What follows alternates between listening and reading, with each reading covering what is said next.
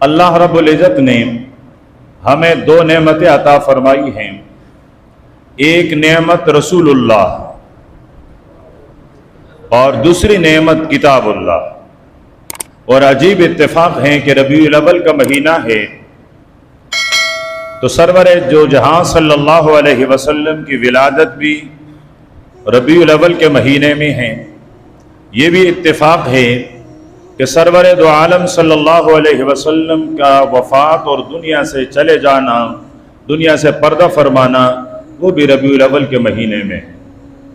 یہ بات الگ ہے کہ میرے آقا کے ولادت میں اختلاف ہیں کہ کیا ربیع الاول کے پہلی تاریخ تھی یا ربیع الاول کی تیسری تاریخ تھی یا 5ویں تاریخ تھی یا 7ویں تھی یا 9ویں یا 11ویں یا 12ویں یا 13ویں۔ یہ تمام اقوال موجود ہیں، لیکن میرے پیغمبر کا دنیا سے چلے جانے کی تاریخ میں کوئی اختلاف نہیں ہے، اس پر تمام امت کا اتفاق ہے کہ میرے پیغمبر کی دنیا سے پردہ فرمانے کی تاریخ ربیع الاول کی 12 ہے۔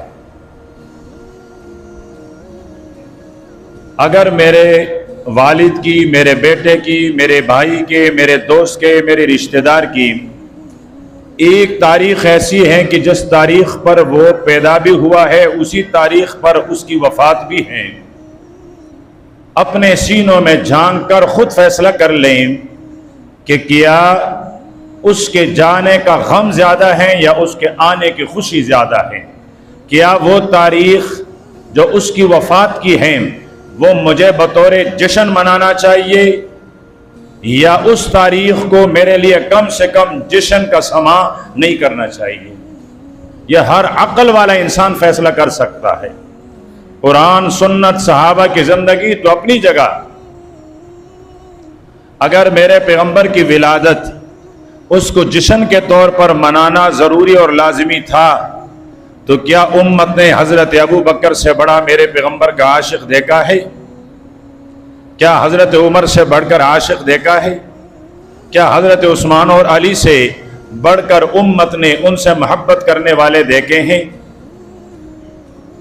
پیغمبر کے بعد میرے ابو بکر کو 2 سال ملے ہیں، 2 دفعہ ربیع الاول کا مہینہ آیا۔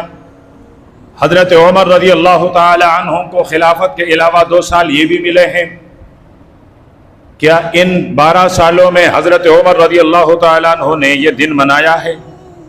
حضرت عثمان کو اس سے بھی زیادہ دن ملے ہیں، حضرت علی کو تو سب سے زیادہ وقت ملا ہے، اور وہ داماد بھی ہیں، وہ چچا زاد بھائی بھی ہیں، وہ میرے پیغمبر کا پروردہ بھی ہیں۔ حق تو پہنچتا ہے حضرت علی کو کہ کم سے کم اپنی زندگی میں ایک دفعہ میرے پیغمبر کے ولادت کو جشن کے طور پر منا لیتا، نہیں منایا، یہی سبق ہے۔